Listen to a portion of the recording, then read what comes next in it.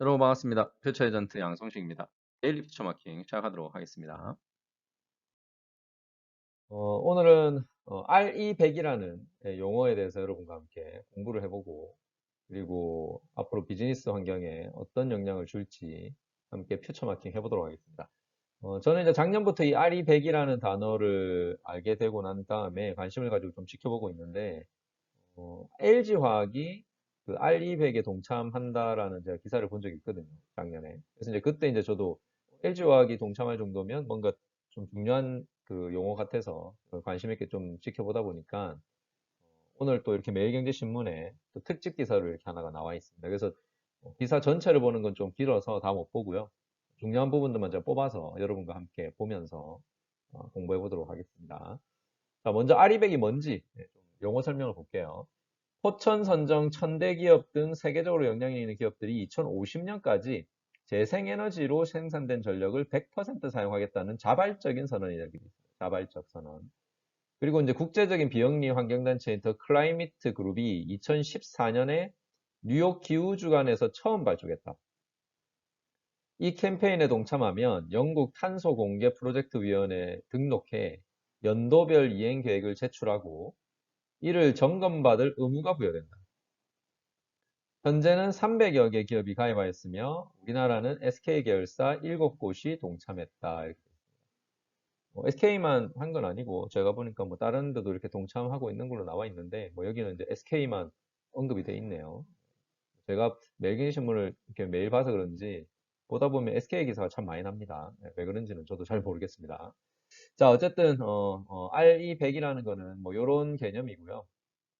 최근에 이제 뭐 기업들이 여기 이제 동참을 하면서 이제 한국 기업들도 이제 관심을 가지고 있는 그런 이제 하나의 새로운 인증 제도라고 보면 되겠죠. 인증 제도. 뭐 우리가 뭐 보통 한 번씩 이렇게 새로운 인증제들이 막 나와요. 뭐 해썹 그다음에 뭐 또 RE100 뭐 또 ESG 뭐 예전에도 뭐 지속 가능 뭐 경영 뭐 이런 거 있잖아요. 그죠? 근데 이런 거 전부 다 이런 걸 인증하는 기관들이 있습니다. 기관들. 그래서 사실 뭐 그 기관들이나 이런 데서 이제 돈벌이 개념으로 또 하는 것도 있긴 한데 근데 또 이게 어쨌든 기업들이 참여를 한다는 거는 뭐 중요하긴 하니까 중요하다는 건 이제 우리가 뭐 이렇게 뭐 부정할 수는 없는 거기 때문에 뭐 알리 100에 대해서 어쨌든 좀 알고 넘어가야 되지 않을까 싶습니다. 자, 그리고 이제 신재생 에너지가 뭔가? 신재생 에너지 여러분 뭐 다 아시긴 할 건데 그래도 좀 살펴볼게요. 신에너지와 재생 에너지를 합친 말로 신에너지 및 재생 에너지 개발, 이용, 보급, 촉진법에 규정돼 있다 이렇게 되어 있습니다.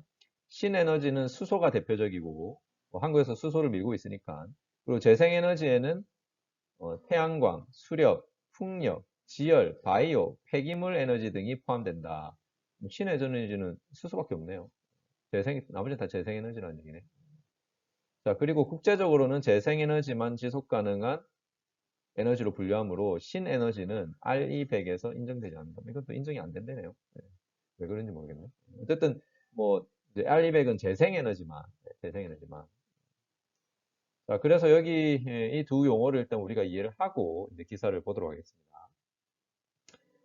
여기 알리백 제가 홈페이지 들어가 봤는데, 뭐 여기 나와 있다시피 290개 이상의 기업이 참여하고 있다. 여기 뭐 아까 제가 보니까 현재 300여 개라고 돼 있는데, 일단 전 세계적으로 가입하고 있는 기업들이 늘어나고 있다고 돼 있고요.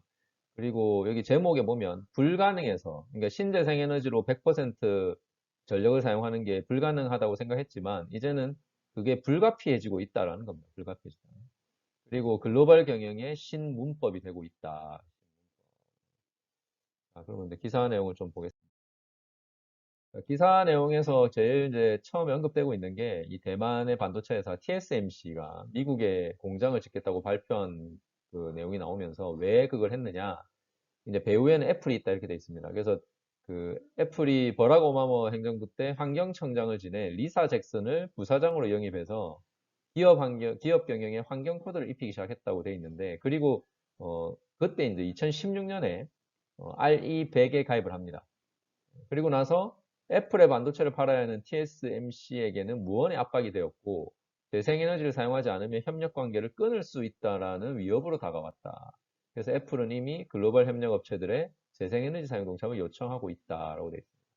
그러니까 결국은 이제 뭐 지레짐작해서 이제 겁을 먹고 이제 TSMC가 어쨌든 알아서 이제 미국으로 공장을 옮긴 건데, 뭐 여기 예를 들면 아이폰의 껍데기인 알루미늄 재질을 공급하는 대만의 캐처 테크놀로지가 2018년 말에 100% 재생에너지 사용을 달성했고, 아이폰의 안테나 부품을 공급하는 솔베이가 그 뒤를 이었다라고 되어 있습니다. 그래서 이제 TSMC도 대만에서 그렇게 하면 좋은데, 대만에서는 도저히 재생에너지 100을 달성하기 어려워서 재생에너지 공급이 원활한 미국으로 옮겨서 거기서 R200을 맞추겠다라는 보관이다. 그래서 이제 한국의 하이닉스가 매출의 10%가 애플에서 나오는데 지금 이제 겁을 내고 있다는 거죠. 왜냐하면 애플의 공급망에서 이제 탈락될 수도 있기 때문에 탈락되지 않으려면 이제 R200에 가입을 해서 동참을 해야 되는 겁니다. 그래서 이제 기업의 운명이 바뀔 수도 있기 때문에 SK는 지금 발빠르게 움직이고 있는 거죠. 물론 SK는 뭐 그전부터 계속 그 최태원 회장이 예전에 이제 어디 들어갔다 나오신 다음에 거기서 이제 그 딥체인지라는 책을 읽고 나오셔가지고 계속 이제 딥체인지를 외치고 계십니다. 그래서 딥체인지를 외치면서 나름 그래도 그 SK그룹이 그 조직 전체적으로 그 미래에 맞는 어떤 조직 문화, 어떤 마인드를 심기 위해서 노력을 많이 하고 있긴 해요. 그래서 뭐 좋은 방향이라고 생각하는데 여기 보시면 그 최태원 회장이 한 얘기가 있습니다. 환경 문제를 기회라고 생각하면 우리가 주도권을 잡을 수 있다. 역발상을 주문했다. 그리고 여기 보면 그 SK그룹의 사회적 가치위원회 위원장인 이형희 사장은 비용을 생각하면 절대 못한다. 안 할 이유를 찾으면 100개는 된다. 그러나 당위성을 생각하면 가야만 하는 길이다. 무슨 얘기냐면 뭐 미래를 봤을 때는 바람직한 미래가 무엇인가를 생각하면 반드시 가야 되는 거다. 가야 될 거라면 미리 준비하자는 거죠. 그래서 여기 보면 해변은 좋은데 파도가 무섭다면 둘 중 하나다. 해변을 떠나든지 아니면 파도 타기를 배우든지. 뭐 결론은 뭐 애플이 알리100 동참하는데 그게 싫으면 애플과 거래를 끊든지 아니면 애플이 가는 방향에 보조를 맞춰라 이거죠. 그래서 여기 보면 이왕 할 거면 빨리 해서 그 과정에서 문제점이 드러나면 그걸 수습하는 길을 택했다라고 되어 있습니다. 저는 이게 바람직하다고 봐요. 저도 이제 미래학 공부를 하면서 늘 우리가 미래학에서 배우는 게 뭐냐면 이제 가능한 미래, 그러니까 어느 정도 확실한 미래 방향이 있고 그 안에서 다양한 가능성이 생기겠죠. 그러니까 우리가 이제 환경이라는 부분은 이제 우리가 어쩔 수 없는 앞으로 반드시 지켜야 되는 부분이고 이제 기업들도 이제 그 이제 흐름에서 소비자들의 선택을 받기 위해서는 친환경 기업으로 거듭나야 되거든요. 그게 어차피 정해져 있는 미래라면 그 안에서 여러 가지 가능성이 있을 거예요. 남들보다 좀 빨리 갈 수도 있고, 좀 천천히 갈 수도 있고, 안 할 수도 있겠죠. 근데 저는 어차피 가야 되는 거라면, 그죠? 어차피 가야 되는 거라면, 그거에 맞춰서 우리가 바람직한 미래가 뭔가를 고민해야 됩니다. 바람직한 미래. 결국은 우리가 미래를 생각할 때 항상 멀리 보면서 바람직한 미래가 뭔지를 생각하면 현재 의사결정이 달라질 수 있다는 거예요. 현재 의사결정이. 그래서 SK그룹이 하는 바로 저런 의사결정이 지금 이 불확실성 시대, 그리고 변화의 시대에 반드시 필요한 올바른 저는 의사결정 방식이라고 생각합니다. 자, 그리고 이제 두 번째 우리나라 기업이 소개된 게 이 LG화학인데, LG화학.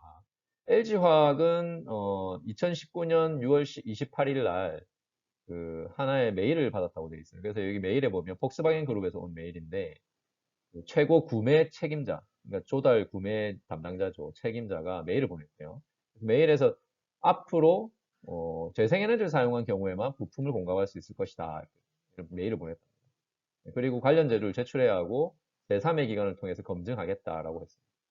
그리고 허위가 있으면 수주에서 탈락시키겠다라고 경고를 했다고 합니다. 그래서 이제 여기 보면 그 조머 CPO가 한마디 더 한 게 우리는 지속 가능한 공급망이 기업의 장기적인 성공을 보장한다고 확신한다라고.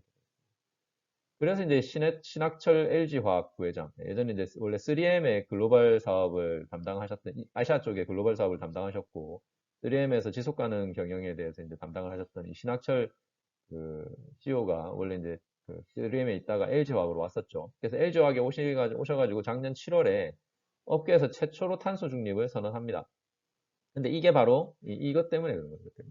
그래서 2050년까지 탄소 배출량을 2019년 수준에서 유지하겠다. 근데 이게 단순히 뭐 정부 정책 때문이 아니라는 거예요, 결론은. 그러니까 기업들이 뭐 정부가 무서워지면 하는 게 아니라 이게 글로벌 트렌드입니다. 그게 기업 경영을 맞춰야 되고 우리나라처럼 이제 수출 주도로 수출을 해서 먹고 사는 나라들은 글로벌 기업들이 가는 흐름에 맞추지 못하면 뭐 수출을 할 수가 없죠. 그래서 이제 그런 차원에서 이제 한 거지, 뭐 정부가 하기 때문에 뭐 기업들이 억지로 하고 이런 게 아니에요. 자, 그리고 여기 보면 이제 글로벌 기업인 3M의 재직 시 지속 가능 경영을 담당했던 신 부회장은 세 가지 깨달음을 얻었다. 첫째, 탄소 중립 이슈는 최고 경영자가 직접 지휘해야 한다. 조직원에게 맡겨 놓을 일이 아니다. 네, 정말 바람직한 마인드시죠. 둘째, 그것도 우선순위에 놓아야 된다. 후순위로 밀려나는 순간 실천은 좌절된다. 그렇죠. 셋째, 조직의 이익을 가져온다는 확신을 심어줘야 된다. 이게 결국 미래 비전을 심어줘야 된다는 거죠. 이걸 하면 뭐가 좋으냐 이거죠. 기업한테. 그리고 직원들한테도 뭐가 좋냐 이거죠. 그걸 이제 설득을 해야 되겠죠. 자, 그리고 마지막에 전 이 말이 제일 중요합니다. 유행과 패션으로 할 일이 아니다. 자, 여러분, 유행, 패션 같은 말입니다. 패션이 유행이죠. 그래서 우리가 흔히 트렌드, 그러니까 세상의 어떤 트렌드를 따라갈 때 유행과 패션을 따라가는 거는 유행은 패션은 금방금방 바뀌죠. 주기가 빨라요. 그래서 또 바뀌면은 다른 걸로 갈아타야 되니까 뭐 당장 이거를 하긴 하지만 그렇게 중요하게 여기지 않습니다. 그래서 이 그 신학철 부회장이 하신 말씀이 이게 무슨 의미냐면 지금 현재 이 RE100 그리고 뭐 최근에 ESG 뭐 이런 거 있잖아요. 그죠? 이거는 이제 유행처럼 따라가는 그런 글로벌 기업 경영 트렌드가 아니라는 거예요. 반드시 해야 된다는 거예요. 그리고 이건 장기적으로 보고 어, 동참을 해야 되고 실천을 해야 되고 이제 우리가 유행처럼 그냥 하는 척만 해가지고는 안 된다는 거죠. 그게 이제 우리가 흔히 말하는 딥 체인지입니다. 딥 체인지. 그러니까 하는 척만 하고 변하면 안 된다는 거예요. 그 겉만 변하고 모습만 변하는 게 아니라 마인드, 진정성, 그리고 본질, 조직의 어떤 본질적인 조직의 문화를 바꿔야 돼요. 그 말은 직원들 모두가 예, 진짜 리얼로 정말로 환경에 관심을 가져야 된다. 그러니까 내 삶에서는 환경에 전혀 관심이 없는데 일을 할 때 친환경적인 업무가 될까요? 안 됩니다, 여러분. 그래서 이제는 우리가 단순히 그냥 글로벌이 하니까 뭐 따라가고 이게 아니라 진짜 우리도 이제 글로벌한 문제, 인류의 문제에 관심을 가져야 되고 이 자본주의 사회가 가지고 있는 다양한 이 문제에 대해서 우리도 함께 해결하기 위해서 더 깊은 관심과 어떤 노력이 필요하다는 거예요. 그래서 저는 이번에 이 기사를 보면서 진짜 뭐 제가 늘 강의했던 했던 내용들이 좀 잘 담겨 있어서 좋은 기사였던 것 같습니다. 그리고 이제 마지막으로 여기 보시면 그 한국 RE100 위원회 위원장을 맡고 있는 진우삼 가천대 교수는 RE100을 글로벌 기업들의 새로운 경영 문법이라고 단정했다. 그리고 김상엽 제주연구원장은 RE100은 삼성전자나 SK 같은 국내 대기업들의 녹색 공급망 압력으로 작용할 것이다. 그리고 RE100은 깨끗한 에너지를 사용하자는 단순한 환경 운동을 넘어 세계 무역 질서를 뒤흔들 수 있는 뇌관이 될 것이다. 그리고 또 진우삼 위원장은 전 세계적으로 알리백을 시작할 때인 2014년만 해도 재생에너지로 전환하는 데는 많은 비용이 들었지만 지금은 오히려 에너지 비용을 절감하는 경우도 많다. 글로벌 차원에서 보면 재생에너지는 이미 에너지원의 주류로 자리매김하고 있다. 물론 기술 발전에 따라 발전 단가가 꾸준히 낮아지고 기존의 석탄 발전은 비용이 높아진다는 전제가 따른다. 뭐 결론은 이제 이 흐름은 어쩔 수 없는 방향이고 대신에 이제 재생에너지를 전환하는 데 있어서 이제 당분간 어쨌든 비용이 들겠죠. 근데 어쨌든 비용은 계속 꾸준히 낮아지고 있고. 근데 낮아지는 반면에 낮아지는 속도가 좀 느리긴 하지만 반면에 석탄을 발전하는 데 드는 비용도 늘고 있다는 거예요. 탄소세도 있고 그리고 이제 앞으로 석탄에서 나오는 미세먼지나 뭐 이런 거를 또 줄여야 되는 저감 장치도 해야 되고 여러 가지 어쨌든 정책들 법이 바뀌면서 그 석탄 발전이 절대 비용이 이제 싼 게 아니라는 거죠. 계속 올라가기 때문에. 그래서 이제 그거를 맞춰가면서 가야 된다는 겁니다. 그래서 여기 보면 한국의 전원별 발전량 비중을 2019년에서 2030년까지 어떻게 바꾸겠다고 돼 있냐면 2030년에는 원자력은 여러분 결국은 동결입니다. 동결. 더 이상 만들지 않겠다는 거죠. 더 이상 늘리지는 않겠다는 겁니다. 그리고 이제 석탄은 한 10% 정도 줄이고, 그 다음에 LNG도 뭐 조금 줄이고, 그죠? LNG도 줄이고, 결국 여기서 이제 10%, 20%, 15%네요. 15% 정도를 신재생으로 늘리겠다는 겁니다. 그게 이제 어쨌든 한국의 그 미래 발전 비중이고, 여러분이 알다시피 원자력을 없애는 게 아닙니다. 원자력은 이제 동결입니다. 동결. 그리고 이제 나머지 이런 그 화석 연료를 좀 줄이겠다는 거죠. 줄이고 신재생을 늘려나가겠다. 자, 그래서 오늘 제가 여러분과 같이 함께 본 이 RE100이라는 거, 네, 여러분도 관심을 좀 가져보시고, 그리고 앞으로 또 그 뭐 기업에 투자를 하시거나 아니면 기업에서 여러분 일을 하시는 분들, 직장인들은 또 앞으로 본인들의 기업이 가야 될 방향이 뭔지를 정확하게 좀 이해를 하시고, 거기에 맞게 또 업무를 해 나가시면 훨씬 더 좋은 회사로 만들어 가실 수 있을 겁니다. 자, 오늘은 RE100에 대해서 함께 살펴봤고요. 데일리 피처마킹 여기까지 하도록 하겠습니다. 고맙습니다.